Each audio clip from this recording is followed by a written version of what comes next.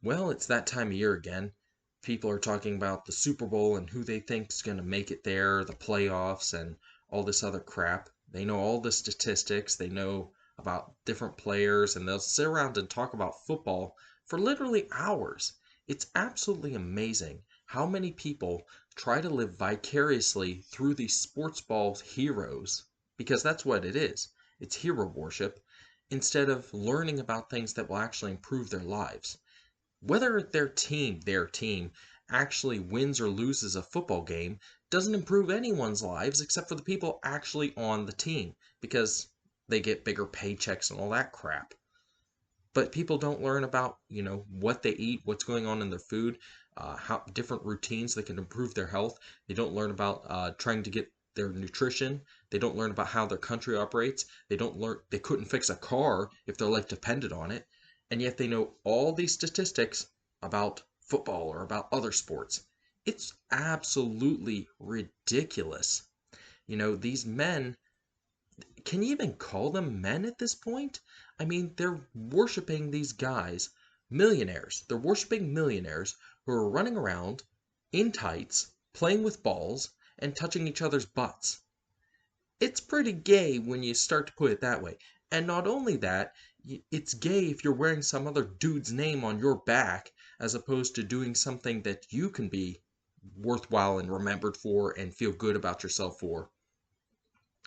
It just makes absolutely no sense that people continue to distract themselves with bread and circuses because that's really all it is. They build up this into some giant spectacle, and then everyone is watching just because it's perceived to be so great, and it's just a colossal waste of time.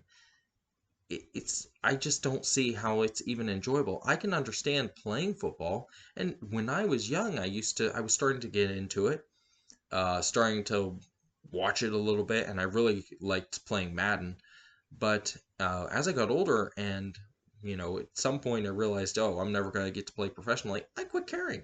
I quit caring because I don't. It means nothing to me. It does not improve my life in any way, shape, or form. It it makes my life worse. If I am watching a sports team and they lose and then I'm upset because they lost, how does that make my life better? And even if I'm happy because they won, it doesn't mean anything. It means nothing.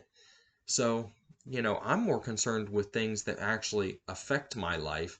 I'm more concerned with the people in my life that I actually know too. Because let's be honest, if you get sick, you get injured, do you think your sports team is going to care about you? They don't. You're nothing to them. They don't care. So, you could take that time and that energy actually improving the relationships of people around you instead of being distracted and focusing on the spectacle that has been created to just distract everyone. These weapons of mass distraction that they're using against us all. So that's my take on sports, and it's just a colossal waste of time. I just don't understand why so many people get consumed by it, and so many guys. That's how they more or less express their masculinity through watching sports and memorizing these statistics and just but they're lazy.